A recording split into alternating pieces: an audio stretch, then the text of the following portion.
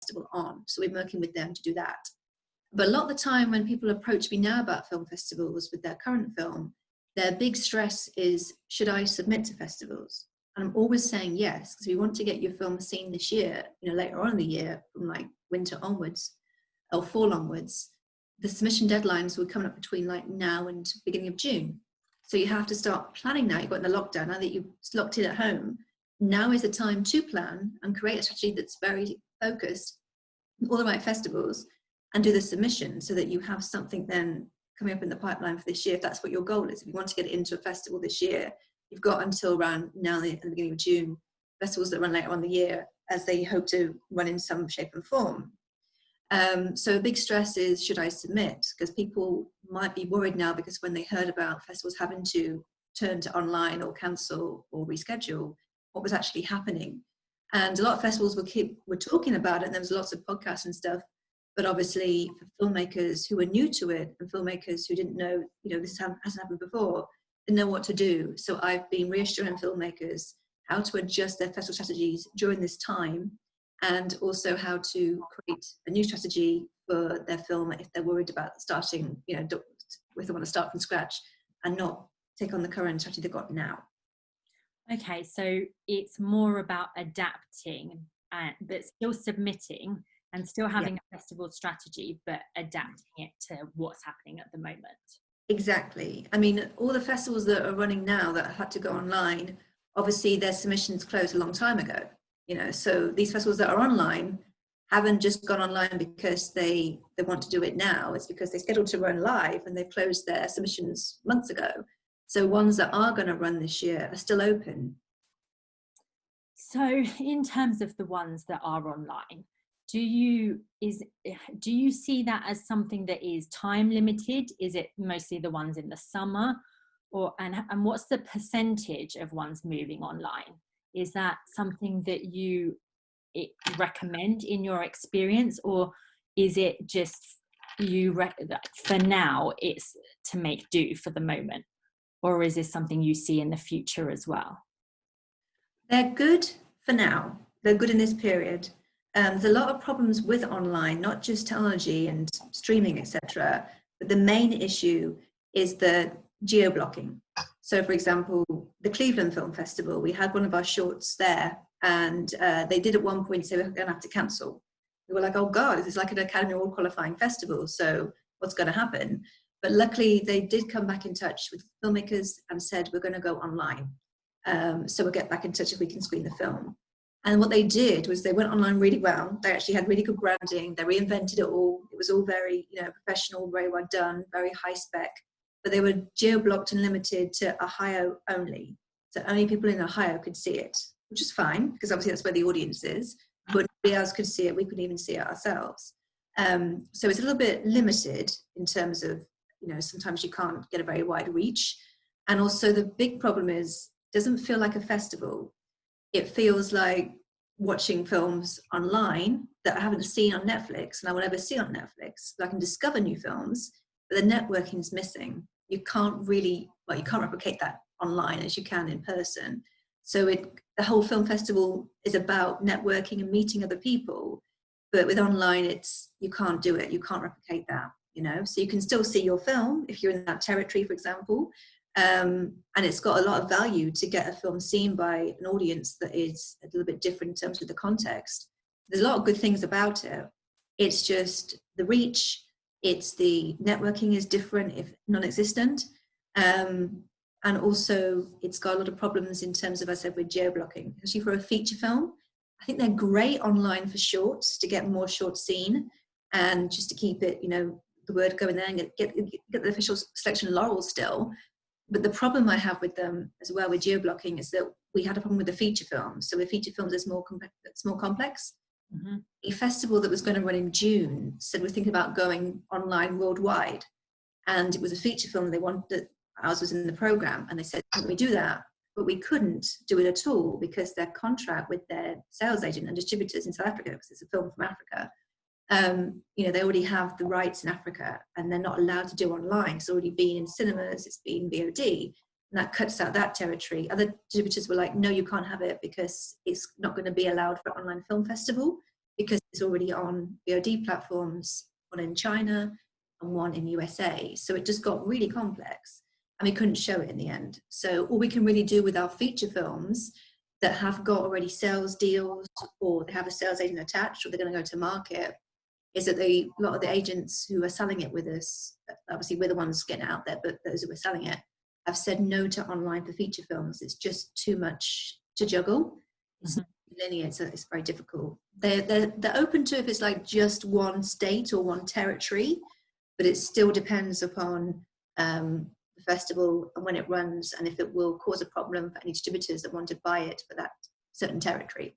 So do you find a lot of a lot of filmmakers decide not to be part of a festival if it's therefore online because it messes with the sales and distribution in certain areas?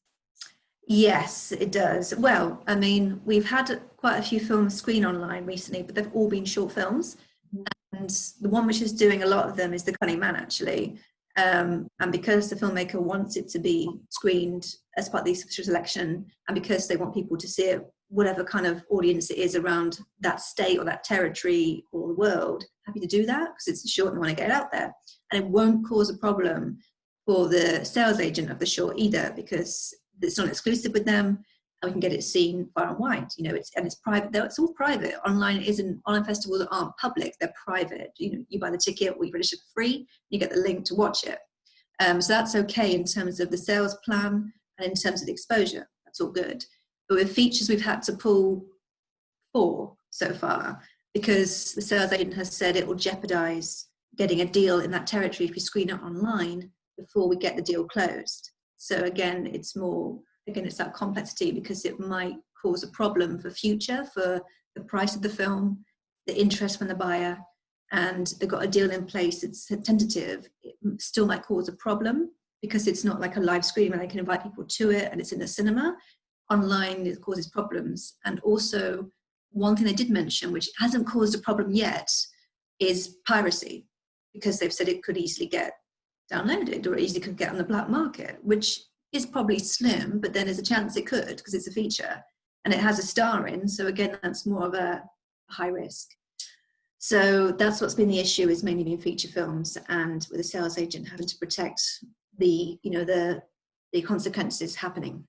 Mm-hmm. So the other side of this, there are other festivals obviously that are not moving online.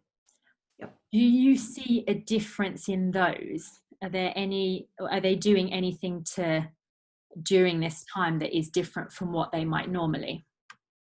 Yes, I mean, a lot of festivals right now that I've spoken to who are running later on the year, around say end of August onwards time, certain territories, want to keep it live. A lot of festivals I have spoken to are very against online because they're about networking. And I said, well, that's not going to be any good to go online. And they run late on the year. So they said at the very least, we're going to do several different versions. We've got Plan A, Plan B, Plan C, and Plan D. Plan E is online if we really have to, but rather not. But everything else will be the smaller kind of version of the festival. So it'll be Plan A will be as planned. Plan B will be a different kind of format, so a different venue, a different type of networking kind of situation or way to put social distancing in. A lot of festivals I spoke with right now that are running late on the year have said about how they're going to actually implement social distancing in cinemas. So literally, it sounds a bit weird, but they're going to get the largest screen they can in the cinema that they run and they work with. And then people go in like 2 or 3 at a time, but there's a space between each seat. So it's like, I'll sit here, space, someone else sits there. So we won't be that close, which I know is weird, but it's something that will have to be done to work around the pandemic and just to make everyone safe after it's died down. Yeah, it's interesting to see what everything's going to be like afterwards. I find it quite strange. It is quite surreal, actually, but then at least it keeps people very safe. So that's the main thing. Yeah. When this pandemic kicked off, I was at a film festival at Cinequest, and that was the week which South by Southwest had to cancel. And like shit hit the fan. Like everyone was like, "What the hell is this?" And we were there at this festival, like all, pretty close together in a small room, and like, there's no social distancing going on at all. It was the opposite. It was all like quite close together, and having like a really fun time. And it was really busy. And then the fear kicked in and people got really nervous. And it was just like, hey, calm down, we'll just keep ourselves safe. And we were told to wash our hands every 20 minutes, which we always do anyway. But that caused a lot of like a massive fear. And all festivals then were thinking, well, how do we do this? And one festival actually was one of the ones that was first to go online, was San Luis Obispo. And they originally cancelled because they were in March, and they quickly got it online, and it worked. But again, they were just like, how is it going to work online? But they managed to put the best of what they could and encourage people to comment on the films for it to make it like a festival. Yeah, we were in the middle of the London Independent Film Festival. Because Cat and the Band has had to be rescheduled. Yeah. The shorts we've got there. So we started very well. We had the opening weekend, which was very successful, lots of people coming. And then in the middle of it, people were told not to come. And then we were still there, but there were not that many people attending the screenings, and we cancelled all the additional events straight away, all the workshops and networking events and anything like that. And then we had to cancel completely, so we didn't have the closing weekend. But what we've tried to do is have additional reviews and additional like press coverage, press releases going out, so that it doesn't, obviously everything is affected, but we've tried to mitigate that to an extent if we can. Yeah, that's a good idea. Yeah, because we've got obviously Cat and the Band was a film for your festival. That it won, that's great news. That kept us all like our spirits really high, like, yes, we've got an award. We decided we needed to announce all the winners and everything and just keep going, basically. Yeah, exactly. Just to keep the morale really high is important. Yeah, definitely. It's adapting, really, I find, in a lot of cases, adapting to the new situation of certain things. Yeah. So my next question, I suppose, leads on from that, is how do the filmmakers feel about the changes and what's going on? Have you had to deal with a lot of people panicking, or what's your experience of that? It's a massive, the people that right now are panicking, and I've had to, the way that I've kind of helped them, reassured them, is by being honest about it, and also relaxing them in terms of from the experiences that I've had, and also what the truth is. So one massive like misinterpretation is a lot of filmmakers are saying to me, who approach me with their current film that they want to get out on the circulator in the year or next year. So I've had some new films come in, which has been great since the pandemic kicked off. Some of them are finished post early because of because of the having more time, I suppose. But one thing that I have noticed was that a lot of them assumed that all festivals had cancelled. When it was announced about South by Southwest having to cancel, it seemed like everyone thought that all festivals had cancelled after that. They were getting a bit confused with the language used. A lot have said there was a big report like Locarno has cancelled. And you're like, oh my God, so it won't be happening at all. Then you read the report and they've got online. So it needs to be very clear, I think. I think the media needs to communicate everything very clearly with filmmakers. To say, Locarno Film Festival has postponed the festival and now gone online. Or at least to say, just even make it clear, like, Locarno Film Festival moving online, these are the dates. Just say it's still going, and it is, you can buy a ticket and watch if you live in Switzerland, for example. Just make the facts clear, and don't remove the drama, because all this drama like, oh, it's cancelled, and really it's actually gone online. I think also it's important that filmmakers check those things, but also when they come to submit their film, those festivals that run from September onwards still intend to run as planned. They've got other options in the background. They're doing what they can to work around the whole situation, what they've been told. But they have been, I do always encourage them to submit, because as I said before, the show is going to go on. Might be like a different type of show to what they're used to, and like different way to network by that point in the year. But it's important to submit to get the film in the system. Whilst the submission fees have been discounted, and why they're being more open to, you know, to seeing more films.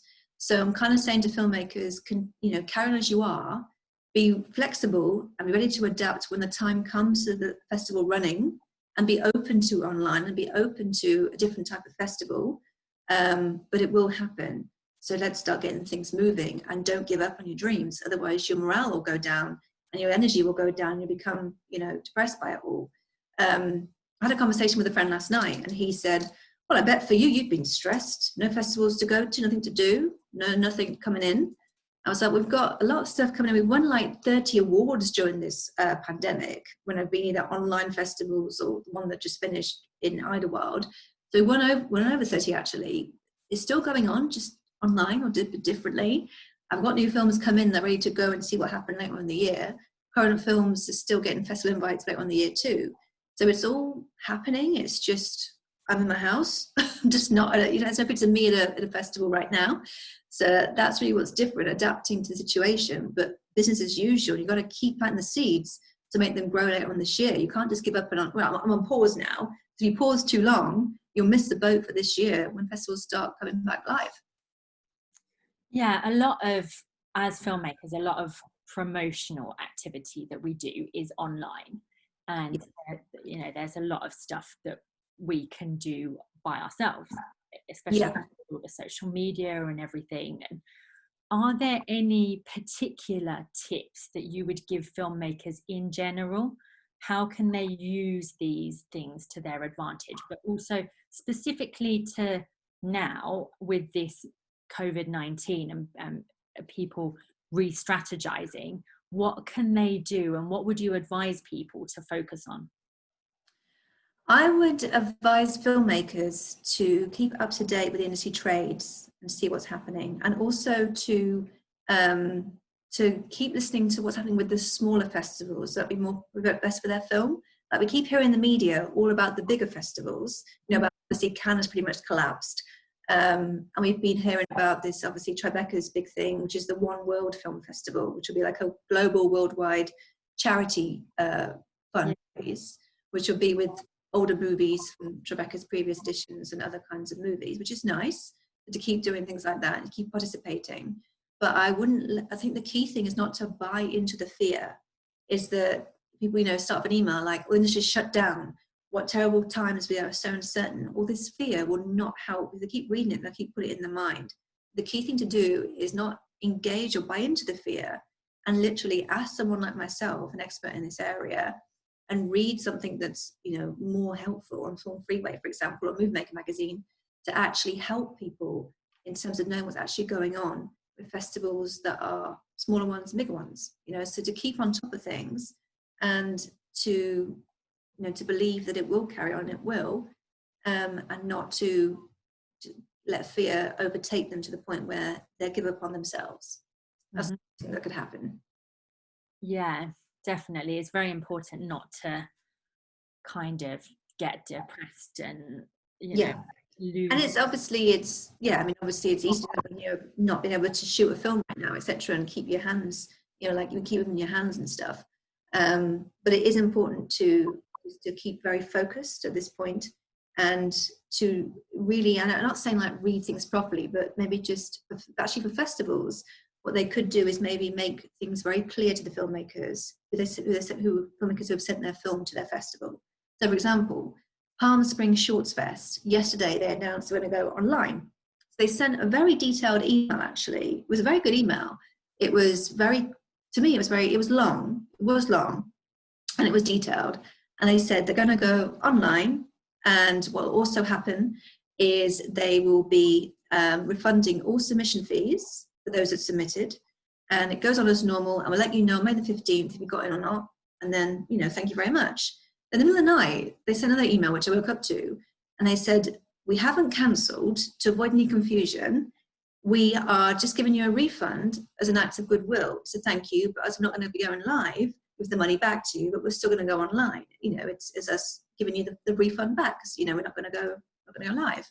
So maybe what they need to do from now on, festivals that are going to go online, have updates, maybe do bullet points in the email, like, we are moving online these dates, as always. You'll know if you're in on this date.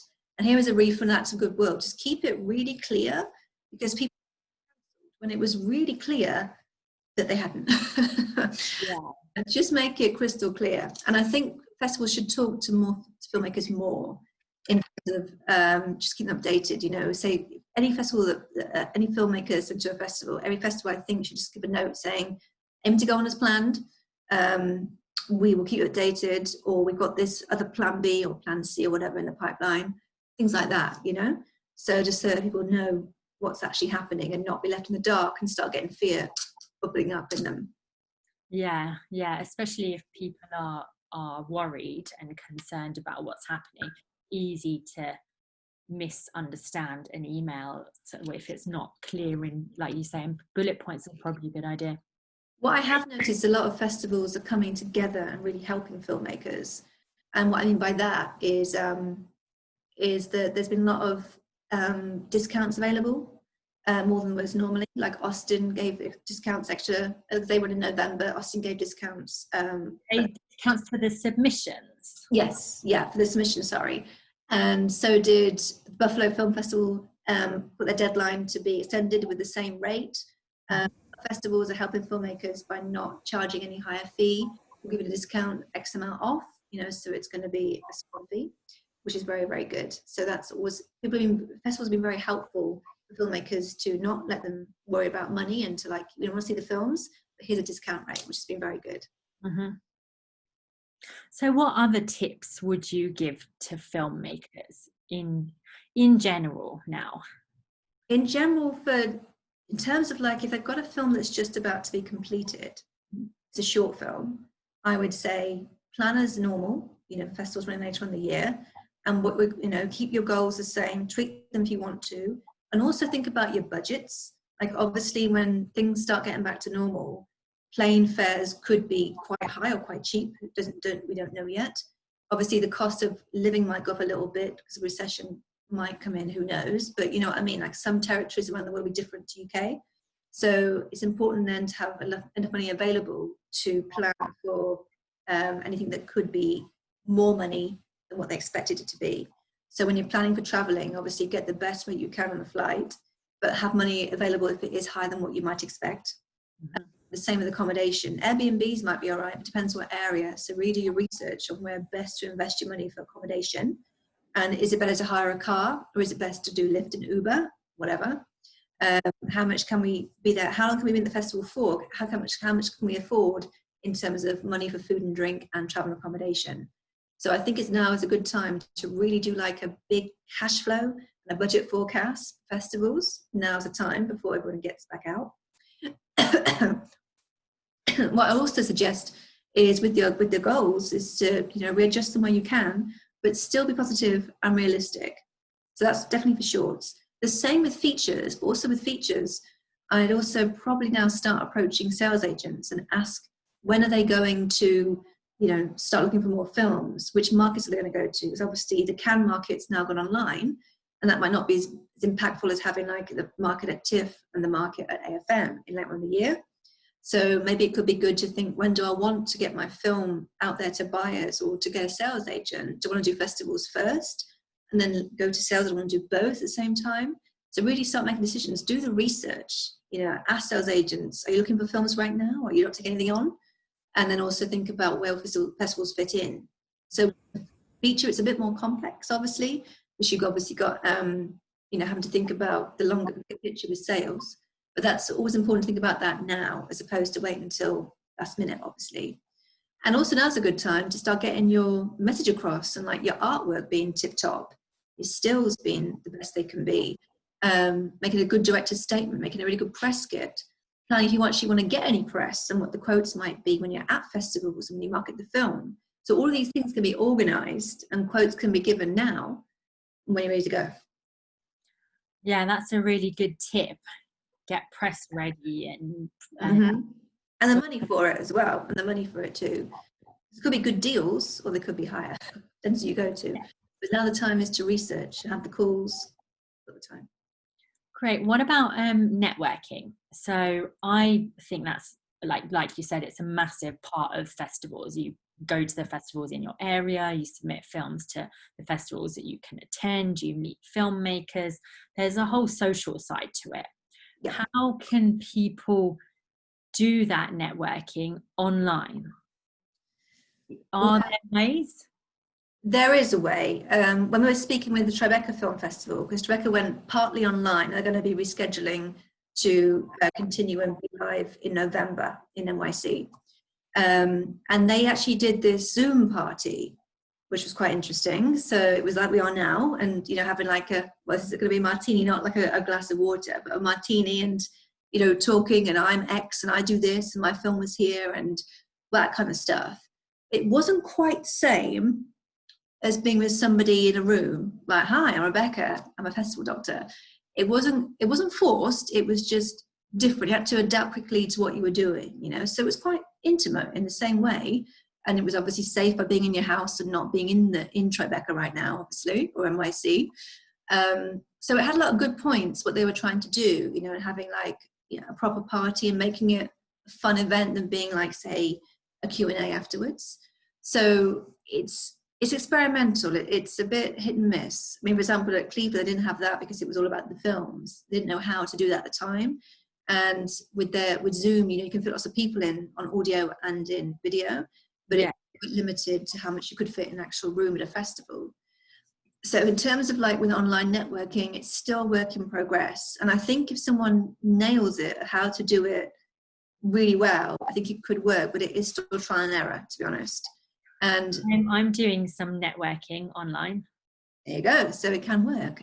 I'm trying it. It's the same thing. We get, like last week we had about 10 people. Good. In the same thing on Zoom here with the chat, and everyone talks about what they're up to and how they're doing during this time, and everyone can meet each other, and if there's if they can work together, great. That's the idea, but also you don't have to. It's more of a social thing. So we're trying to keep that up every couple of weeks. So if you hear of a best thing to do or a better way to do this, then let me know. Oh no, absolutely. Well, again, as I say, it's definitely trial and error.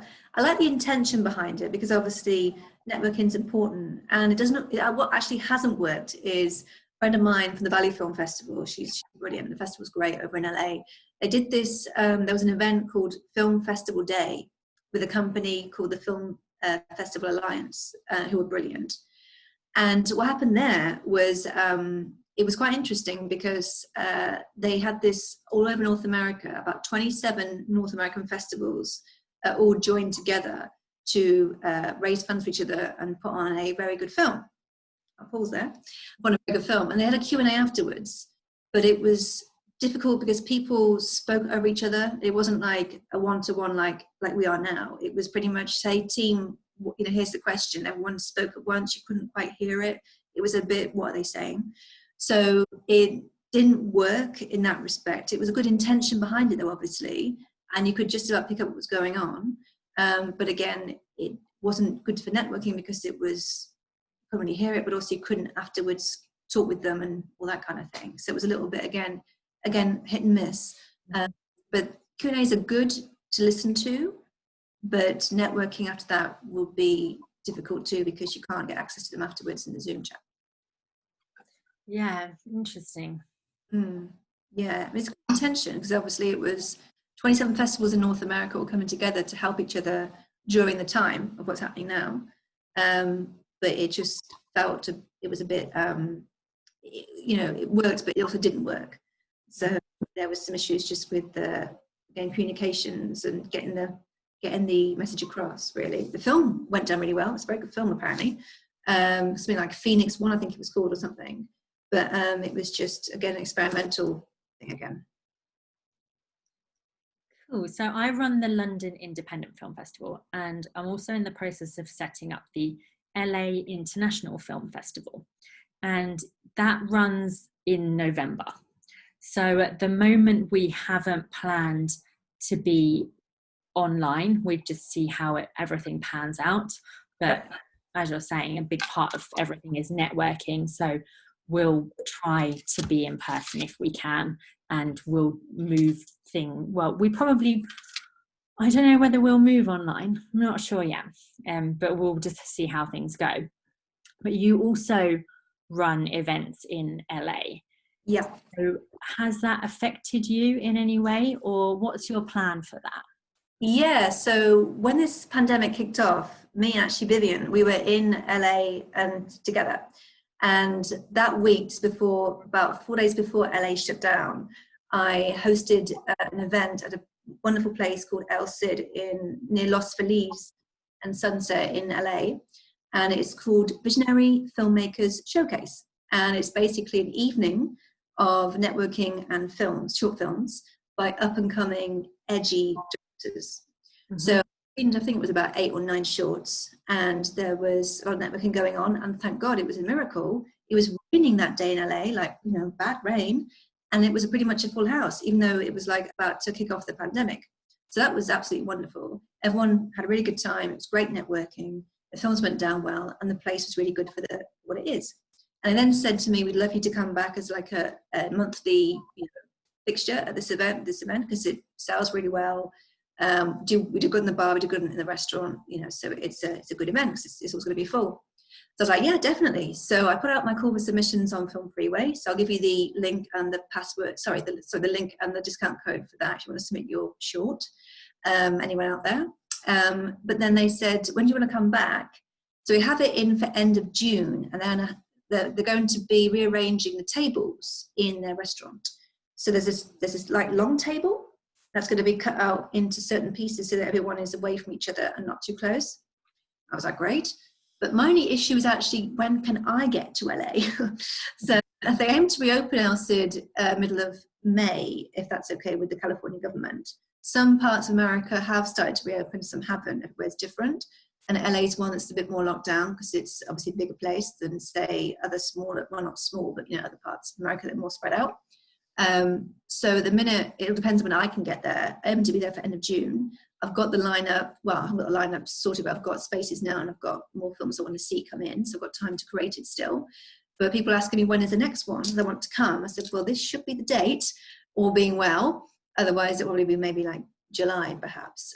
But El Cid are pretty much really wanting it to happen and get up and running quickly, like we all are. So that's really good. And also, speaking to the Valley Film Festival, that's a great LA-based festival, obviously in the Valley. So it takes place in North Hollywood at Lemley NoHo 7. And she was saying that she's due to run as planned the end of August, because they aim to reopen in July for all like some of the cinemas in LA based. So she said if it isn't open, the Lemley, which is where they screen, that's the main cinema where they screen everything from. If it's not open, or they can't go in there, whatever reason, then they have a plan B, which is another venue, which is not a cinema, but a smaller venue, a theatre that is going to be open. If that, though, can't open for whatever reason, they've got another venue. If that isn't open, then they're not going to go online, but do it for January, no later than that. And that's what they're going to do. So that's a really good plan. And apparently in California, it's limited, like social gatherings limited to 250 by that time. So it could be that when they bring people in, it's like not everyone comes at once. You come in groups and then stand a certain way, I think it might be. No one knows that specific yet, but it can't be like thousands of people in one room, obviously, which is totally safe. So it's been quite comforting listening to festivals and their plans for those that run out in the year. And TIFF have also come together with other festivals to like help everyone, get back together. Not all of TIFF can probably take place, but it will be will be going live in some respect, they've confirmed, and some have to move online, some programs. What they are, they're going to let us know near the time, but they're moving forwards and they're talking to filmmakers really well. Also, the Oxford Film Festival in Missouri, I can't pronounce that very well, Missouri. They have going to go online, but they've been very talkative to filmmakers about the plans and why, and what they also plan to do for next year is going to be different. So they're quite, on it and hands-on. So I just hope my event goes on. I think it's more, can I get there? I mean, I think it'll be open, but I'll be like, can I actually get on a plane? Because it's so weird for me. Like, I've been really enjoying the lockdown. It's been great. I've got, lots of stuff done that I want to do. My blog's launched recently. I'm doing new products and I've got new clients and current clients. It's great. So I'm always busy. I'm always work from home wherever I am.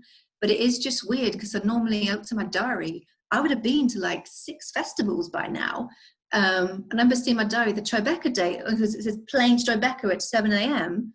I was like, I can't go to New York right now. Jesus, if I went there, it'd be not a good idea. So it's just like, oh my God, time is flying by. It's really weird. But yeah, so I'm glad that everyone's planning really well. And I'm glad that festivals are talking to us really honestly. I'm glad that us were asking for ideas too, because Tracy said, does that sound good to you? And I was like, yes, just don't go online, because your festival is about networking and getting distributors to see films, and getting them to see it at the cinema is better than online. Yeah, I agree. So I'm going to unmute everyone now, because I'm going to let Will take questions. Okay. So does anyone have a question? Dan here from Fusion. Not a question as such. I was in on a webinar last night from Film Do, which had over 100 participants, and it was basically looking at the film festivals and adapting. I'm with you, Natasha. Going online, I always feel has that negative stigma about it as well. And one of my filmmakers emailed me afterwards and said, I've made my film to be seen in a theatre format. Going online takes the whole film and the feel away from it. And that's one thing as festival curators we can't lose sight of, is what our filmmakers want to achieve. If obviously someone's watching at home and someone's saying, oh, is it going to be free or is it going to be a donation? Again, you've got the screening fees element, and then it got technical. They're talking about the DRM and compressing files and allowing it to be. But it was nicer to hear from a filmmaker. And the feedback was, as a group of festivals, don't lose your core features. It's about being sustainable, and a lot of festivals won't come out of this. Some sponsors are carrying on supporting their festivals, some are pulling. But yeah, the whole online element, it's to explore. And I think it was the Annapolis Festival, a woman called Lee Anderson, she was very knowledgeable. She said she went online, it was successful for her. I don't think that could be a carbon copy for everyone.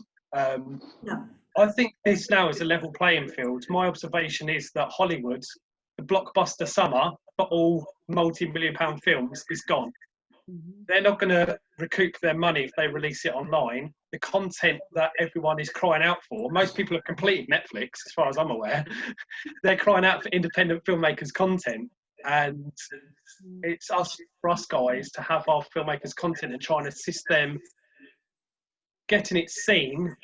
But then, as you said, Rebecca, all it takes is someone to stream a film, get their phone, set it up, and rip it, and that scuppers any deal. That's the big risk. Exactly. No, it is. I mean, that's a really good point, Ben. In fact, could I ask a few questions, same question, just to Mark, Paul, and John. John, I know that your festival, Beeston, went online because some of our films are part of it and went really well. Are you aiming also, for all the three of you? Mark, is X66 going to go online? Paul, is Fright Fest going online? And John, is Southport going to go online? Yeah, so we for the Beeston Festival, we, in a mad panic, but managed to compress 450 gigabytes of film files into something more manageable to do. I think we had 19 watch parties on Facebook, which was a great success in a couple of ways. We acquired a much greater international reach, and the watch parties did work quite well as a format for dialogue. So there's a lot of Q&A going on the sidebar, which is quite interesting to see. But obviously, it's no replacement for in the room networking and Q&A. But it was quite interesting. And in terms of Southport, we're preparing that. We had a little launch event last week, and we are probably going to be online. But picking on what you were saying, Rebecca, about maximizing on communication, we had a dialogue with filmmakers who were submitting, just saying, look, we're probably going to go online. And a number of filmmakers from the Southern Hemisphere were quite disappointed because actually the way we would be currently thinking about it, we would schedule a particular time, the films would be available, after 2 hours the program would end and it'd disappear. And there's a great Japanese filmmaker was sort of saying, yeah, but I'm up at 4 o'clock, it's 4 o'clock in the morning, no good for me. So I think what we're thinking about, I'm going to be discussing, is potentially try and get the permission from the filmmakers to do almost like a northern and southern hemisphere edition. So like a 12-hour span, run the same program twice on the day, because I think that will appeal. I'm interested, as you know, about the international dimension of filmmaking. Both Beeston and Southport, are reaching across all continents, and so working an online festival needs to become quite nuanced to the fact that there's an opportunity there to reach a broader audience, but it's no good broadcasting to that audience at 3 o'clock in the morning. Yeah. So that's just some of the thoughts that I think, and I think for Beeston next year, even when we go back in the real world, IRL, proper projections and cinematic experiences, that's so we can construct. I'm still really quite interested in almost simultaneously broadcasting online as well, because the reach was so significant, the dialogue was so interesting. And as a small community-based film festival, what we're interested in doing is promoting film to a broader audience as possible. So, even if we're back live and kicking and in person next year, we may well also have an online version simultaneously broadcasting. Mark, will you still be running at 6 or was it going to go online? Our plan at the moment is that we'll still be going ahead. We contacted, emailed all the people who've submitted so far a couple of weeks back to say as such, and we posted on our social media, updated the website, updated the Film Freeway page to say at the moment we do still hope to go ahead. We're not due to happen till the end of September, the 26th.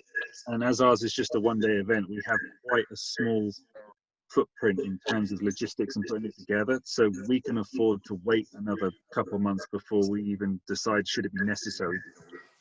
Our next submission deadline is until early June, and then the final deadline is the first week of July, and I'd like to think even at the end of May or start of June we'll have a much clearer picture of what the rest of the year is going to look like for everybody with regards to lockdown. So I think hold off a little while. I do understand why some of the bigger festivals that also take place end of September have had to cancel, but they're a much bigger machine than we are, and I think they have to consider that way much further ahead than we've had to. So we're quite lucky in that regard. So at the moment, we're planning that we will be going ahead, as usual. It might be that we have some other social distancing measures we might need to consider closer to the time, again, depending on how this whole thing plays out. But it would be kind of a last resort to go online, or we'd probably be more likely to postpone and reschedule for as soon as we could after that end of September date. So at the moment, we're hoping to go ahead. Paul, we'll fight this week. I don't know. There you go. So, I mean, we've been having long discussions about it, both internally and with a lot of the major international festivals. So obviously, our main event was due, or is due, to be the end of August, 80 features, 30 or 40 shorts, the Empire Leicester Square, and the Prince Charles, thousands of people. It's a big event, which takes a lot of planning. We'd already locked about 25 or 30 features already for the event. We've kind of put the brakes on that a bit at the moment, because it's very unlikely that we're going to go ahead in the usual huge kind of way that we often operate. So one potential is to stream it all down at one cinema, with much less movies, whatever. But again, we're guided by both as I hate using the phrase, guided by the science. But we're guided by the politicians as to what we can and how we can run things. We have looked into going online as well, which one of our major partners internationally, bless you, is Fantasia. over in Montreal, Yeah. who are due to be, their festival is due to be in July. They're going to go online. They're going purely online, which is going to be geographically based. So in other words, if we were to go ahead as Fright Fest online, officially, we would only be able to sell tickets, even though it is online, to the UK. Supposedly, by the same token, Fantasia can only, and these, I mean, it is get roundable, isn't it? Because you can use VP address, blah, blah, blah. But the official ruling is that you can only sell tickets to your own specific territory. Yeah. Also, we've been in conversations with a lot of other international festivals last week, and Microsoft have engineered, which they've been troubleshooting this week, engineering a streaming service whereby nobody can download or pirate or even take a photograph of the film that you're watching online.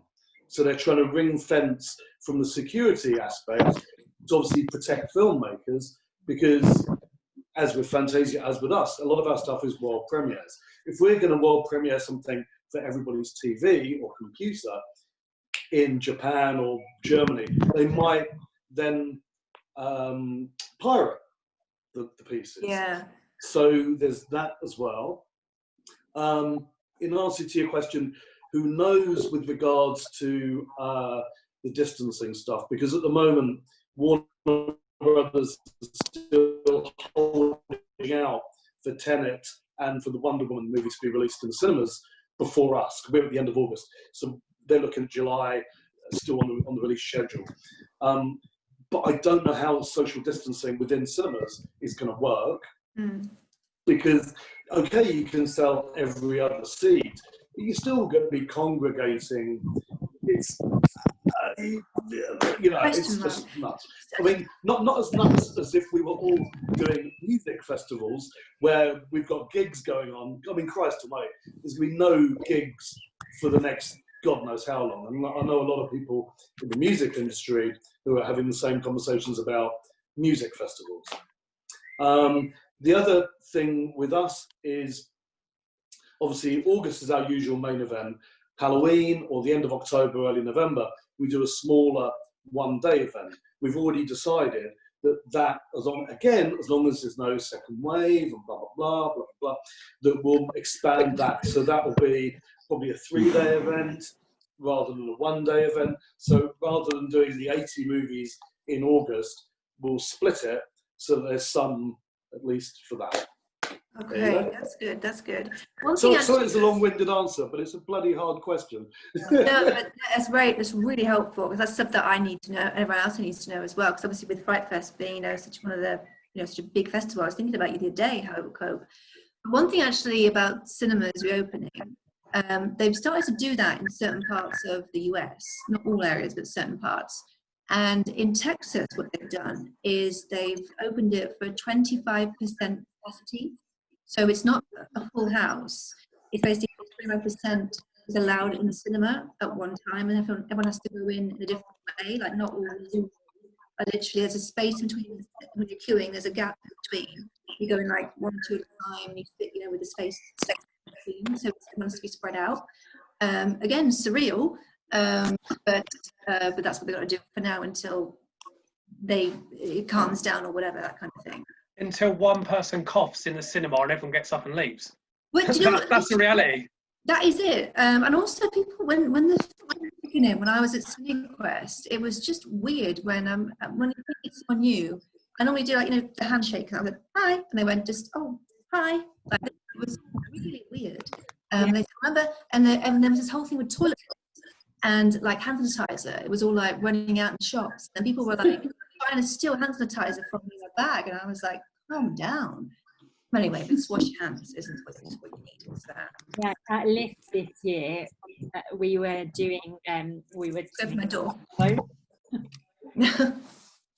So it's interesting. Are there any more questions from anyone else? Mark, is this really, it's a quick aside question. Did we have a conversation about an imaginary film called Cat Dragon once with Toby Osmond? Yeah, we did. He wanted me to try and write that based on nothing but the title. That was it. Go and write me Cat Dragon so I can be in it. And I think we got partway through coming up with a plot, actually, but I haven't put pen to paper just yet. Got a lot of time now, Mark. You can write it down. Say that again, sorry? Time to write. Plenty of time for writing it. Yeah, I think, well, Cat Dragon, either like 20 minutes or 6 months, like one of the two. I don't know in between. Yes, so, Natasha, where was John phoning in from? John here. I just want to make one. John, we can't Yeah, see you there. You're in the garden, I'm sort of. I was in the garden. I'm now on the move. I've got a little delivery to make. No, I'm actually going to see one of our sponsors briefly at a social distance, but you know. Well, I think one observation, I think, being a bit on the cautious side, it's good to hear all these ideas about how we're accommodating festivals with as a consequence of COVID-19. I'm no scientist, but I believe with pandemics, they're a bit like a festival run, have a second year. So it's great to think that we might come out of this, but I think also as well our planning should be quite risk averse. And so to keep that thinking in our back pockets for if in the winter there is a re-emergence again, so we can respond more effectively, more efficiently, without the stress that I certainly felt a month ago. So that's my one word of warning before I sign off. I think we might have all this fun again next year or later on this year even when the winter. We need to keep ourselves obviously aware of that and also wear our masks as well. Thanks for letting me join in. I'm going to have to shoot off. Okay, thanks, John. Bye, John. Bye. Take care. Bye-bye. I actually have, by the way, I can't actually see, I can't wait to wear this, but I have a pink flamingo mask to wear when I go out and stuff in these festivals, so it's quite exciting. People will definitely keep their distance. Yeah, like, what's that? And the Evil in Mallorca Film Festival are going to probably, if they can, if they have to, make masks for their every festival go up. So they always have a mask on them with the festival branding. That's pretty cool. That's a good idea. Yeah. Question I actually sort of have actually, because I just want to hear your thoughts on it, Rebecca, or anyone else. Again, on this webinar I was involved in last night, I was actually just talking about festival survival, and a few of the other curators were saying we survive off the submissions. Obviously, I know Mark and Exit 6. I know through Melissa, Mark, obviously you work closely with Basingstoke and actually get the support from those guys. Ourselves at the minute, we operate without sponsors, yet we're a hybrid festival. We survive off of submissions, and then actually we do have other incomes. But without I was meant to be in Valencia today for the start of our festival there. We've put that to October. If I need to take a hiatus and we need to cancel for the year, we can because of how we're set up to operate. But some festivals that do rely upon, say, submissions, I know you said, Rebecca, you're suggesting filmmakers do submit. We done a free webinar, but then a few people I've done a questionnaire and said, what do you want to see? And then if those filmmakers are saying, I want to see X, Y, Z, and we can pull that together, I feel that we're within our rights to actually say, well, this is what they want. Can we charge for that? Because ultimately, festivals, unless you have that backing, it is still a business that needs to be sustainable. Just want to hear everyone's sort of thoughts on that, how they're looking to tackle other income areas, as it were. Yeah, I mean, a lot of festivals, like the smaller ones, it's actually say they rely on the fees and that kind of thing. I think a lot of them are looking at ways to do other different types of creative sponsorship. So not just in kind, where they get like a free, hotel room or something or whatever. More kind of like ways that they could get like brands and shops that could be maybe having not suffering, but having a bit of finding it a bit tough, then getting back into their routine and normality and getting more clientele, to then be like sponsor the festival, like hosting an event there and like go 50-50 on the bar or something, and even maybe even like being a prize and like that, and then get them clientele back and secure new people, or just get everything back and running in their books, to then keep the festival going as well by having a venue that can support them. Like at CineQuest, the venues all over San Jose, in the area downtown San Jose. So having like more local sponsorship, I think, would be very useful than having like rely on corporate sponsorship, because they can make in massive cuts to what's happened. So there's that as well. I think as well what they could also look into could be looking at people to invest in the festival like longer term, like see, obviously working on damages done in 2019, but then also think about longer term investing, like with yours being more than one festival, being like invest in the brand and then help that grow. And maybe it could be then other ways that they could find out themselves and their brands to merge. So something that's like a more corporate side as well, just make it more like corporate investing, and to think of it as investing in a product, a brand, than it is in one festival. Mm-hmm. Yeah, I know that the London Independent Film Festival relies a lot on, but of the films every year, but because we started and we got cut off halfway through, I don't know what that is going to bring in at this point. We have to wait and see, because I haven't set up all the numbers yet, so I'm not. Coming in. Oh, we're mainly seeing headshots, yeah, Christian. Yeah, So we've been hacked. There's someone in the background, is there? Hello? That's from Jenna's chat, I don't know, it's been dipping in and out the whole time, isn't it? Yeah, there's something dodgy going on, guys. I'm going to turn Jenna's chat off. Yeah, that might, yeah. Does that help? Someone was talking about headshots. That was interesting. That wasn't Jenna talking about headshots. No, maybe she's on the phone or she's got something on in the background. Because I think it picks up everything. Yeah, that's true. That was interesting. I was like, oh, what's going on? I can hear you guys from Jenna. Are you okay, Jenna? Is everything all right? You're communicating with your line? I'm muted anyway. Okay. With a smile. Okay. So if there are final questions, if anyone's got any more questions, then we'll end after that if there are no more.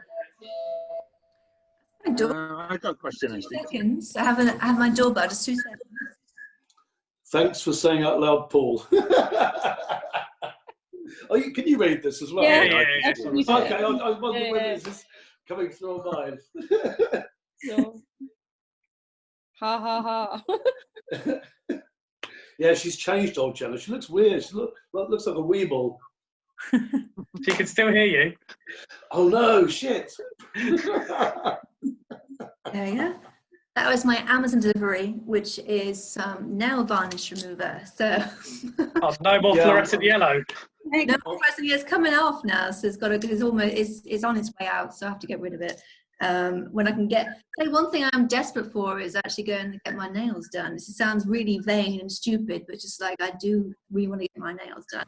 Bright yellow nails. Yeah, because you've got so many fucking social engagements to go to, Rebecca. yeah. I have to, yeah. I'm so busy going out all the time. I've just got to do my hair, you know what I mean? It should be like us, growing a beard. Yeah. Well, I was doing, like I said, I'm doing this networking over Zoom, a weekly thing at the moment. And one of the things I think we have to keep doing is comparing hair length, like hair length or beard length or whatever it is. 'Cause a lot of people have very long hair at the moment. I love the way Vivian's now playing with hers. Yeah. Mine needs washed. I just can't be bothered.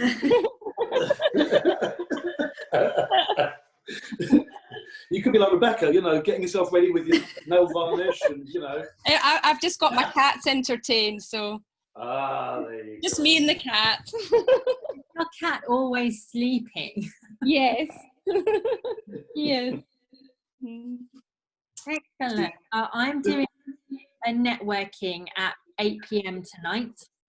So if you want to sign up to that, it's on Eventbrite as well. So we can continue chatting. Do we have to dress up, or do we have to wear nail varnish, or No, it's very casual, that one. It's just chatting about... What about shirt and tie, you know? Tuxedo. Pyjamas is fine for. Okay. Trousers? What about trousers? The Zoom look. Is it the Zoom, like Zoom ready? Do you know what? I'm getting emails from like all my favorite kind of clothes online stores and people who I collaborate with. Said, "Oh, here is the top 10 Zoom outfits." Oh, for fuck's sake! Yeah, it's like just tops. So what about the bottoms? Because Zoom, I just have to wear the top and the bottom. So I was like, something's got really cool tops. I look Zoom ready, and I was like, oh, it's my Zoom today, and I got my necklace showing, and I've got like no braids. I had braids in the weeks, so now I got that head back. So they all just a lot of preparation. I thought, should I put some makeup on? But I thought, no, I won't go to that today. It looks a bit. It's the world we live in. The webinar I done last night, I was like, oh, it's going to be video, so I took behind a shirt for the time. I was wearing shorts, but I put a shirt on. It was audio only. I was like, buying the shirt for no reason. Damn. I had the opposite way around. I interviewed an actor called Henry Ian Cusick a couple of weeks back for the X6 blog, and these calls, the interviews, they're never video ever. They never have them once. This guy lives in Hawaii, and the Skype call started, and he started the call with his video on, and his sun-drenched Hawaiian terrace, fresh from the sea, all his tousled hair and like tan skin, all like sat back, ready to speak with me. He's like, Mark, your camera's not on. Mark, how come your camera's not on? And this is why my camera wasn't on. He had a caravan, and I was like, Christ, these things are never video. Why does he want video? Why does he want video? And he was like this going, Mark, your video. Are you there? Mark, you need to put your video on. You need to put your video on. So after thinking about it, I was like, shit, I just have to put it on. And so the first 10 minutes was, where are you? What's that? What's going on here? So I need to think about some drapes or a film poster or something. It doesn't look like a caravan, though. No, it doesn't. It does. It's quite. I'm at the driving in now. But, so do you live in a caravan? I do now. Yeah. Since the virus stuff, I just got in the van and thought, when this hits, I don't want to be around for it, so I just jumped in this thing, and I'm near like a 4G tower in Dartmoor. Amazing. I'm not really. I wish you were. That would be amazing. The fuck? I'm literally just on my parents' driveway. It's the only place I can come to get work done, so I just come and sit in this van and do my work and then go home afterwards. Yeah, that's it. Sorry, that was a segue. Christ. And whereabouts is everybody? I'm in Scotland. I can tell by the accent. Although some Scottish people do venture into other parts. Yeah, a few got out. Whereabouts? Edinburgh, Glasgow, or? I'm in the Scottish borders, a place called Peebles. Mm. Yes. Never heard of that. It's where the hobbits live, darling. So it's quite rural there. It's a very small town. I don't know if you can see out of my window, but very nice. Can I see a caravan down the end there?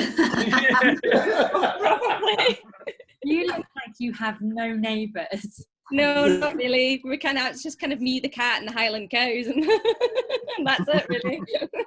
It's easy for you. Yeah, it's not been too bad.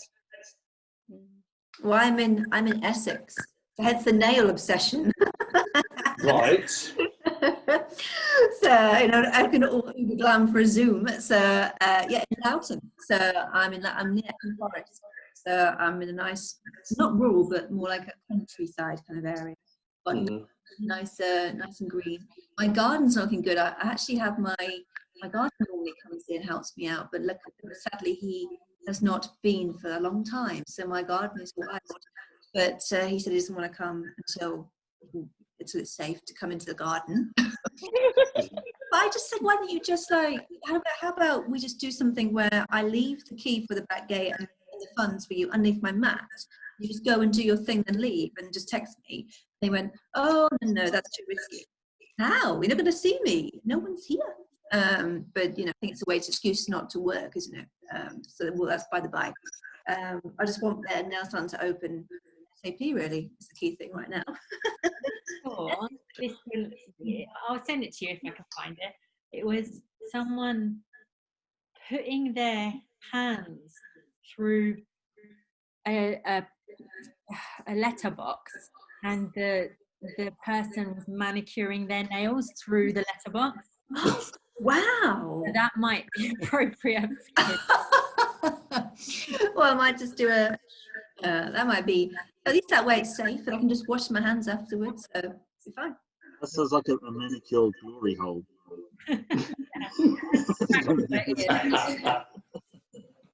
You gotta be careful you get it trapped. I had that problem before. Not good. Well, this has been awesome, guys. We're sorry to have to shoot off, but this has been really cool. Thank you very much for having me, and Nice you to guys meet enjoy you. the rest of your Friday. You take care. Thanks. Bye. Bye. See you later. Thanks. Bye. See you. So you guys can be around later on for the social one or something. So the one later is a networking, and we network, you know, just kind of everyone grab a drink and hang out online, basically. So there's no topic, and it's not formal at all. No one's hosting. There's questions. Thank fuck for that. Yeah, none of that.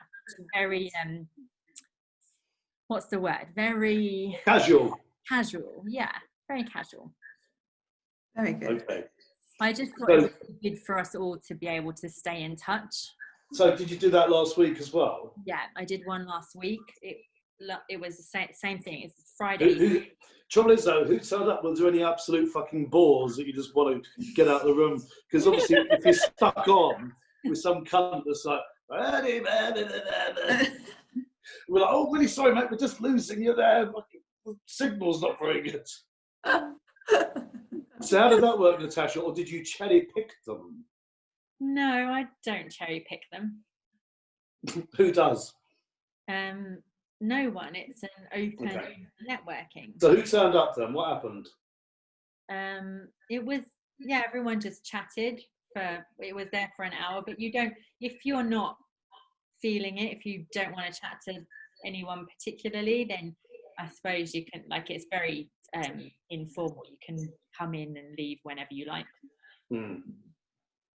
That's nice. Just go into the hangout and then have your drink, and then it's like going to a networking event in real life, isn't it? Get the canapes and then shut Facebook off. So same thing.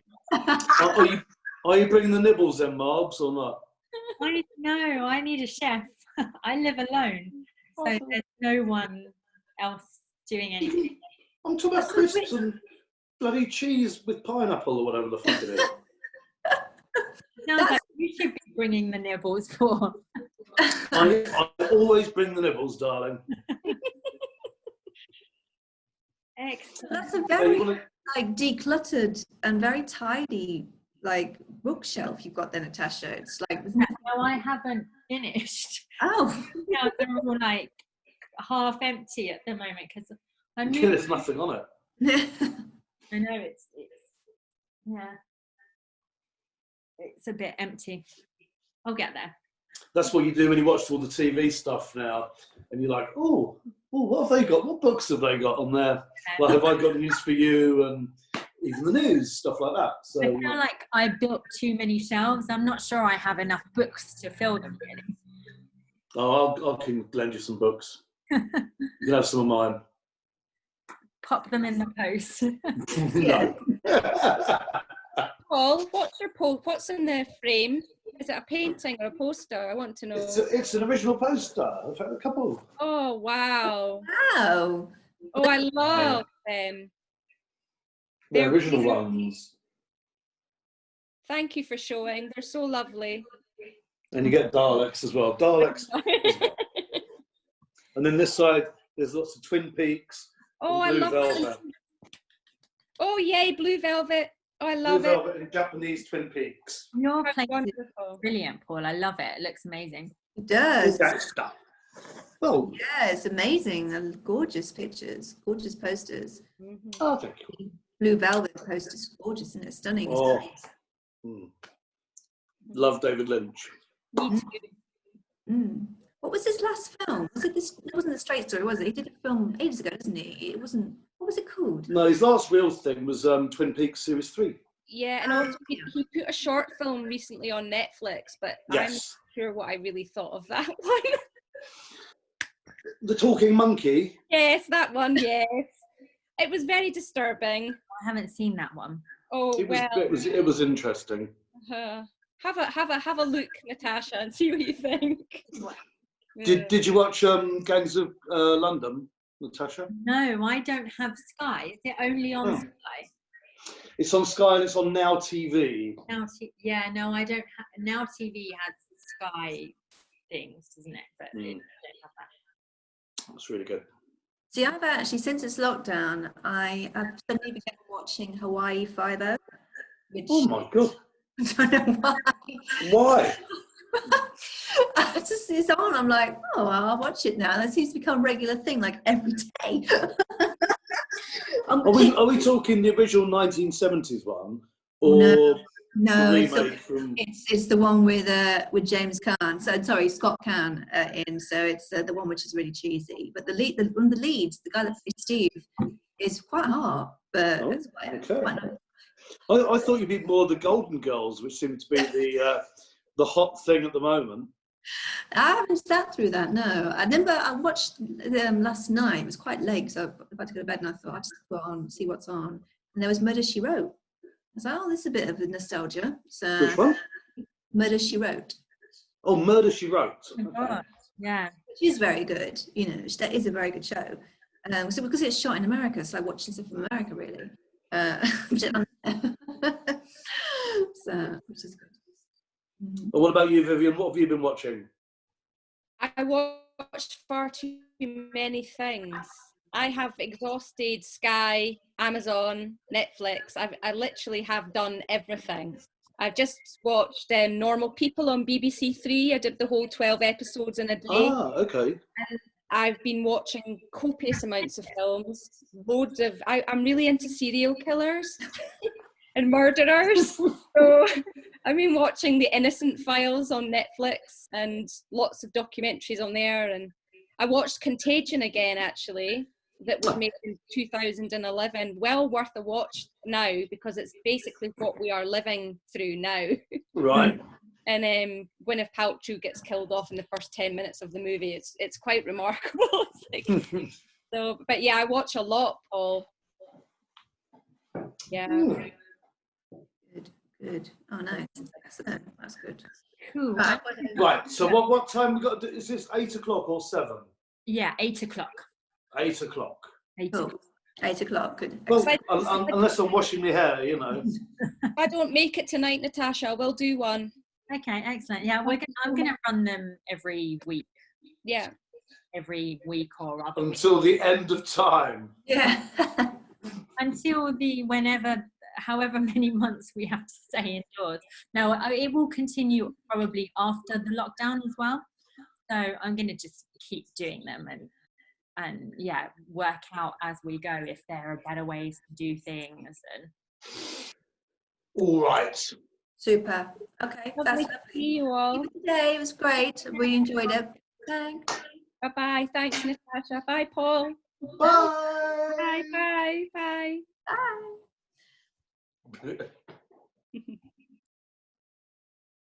That seems to work all right, Marks, doesn't it? yeah. Oh, you're still there. So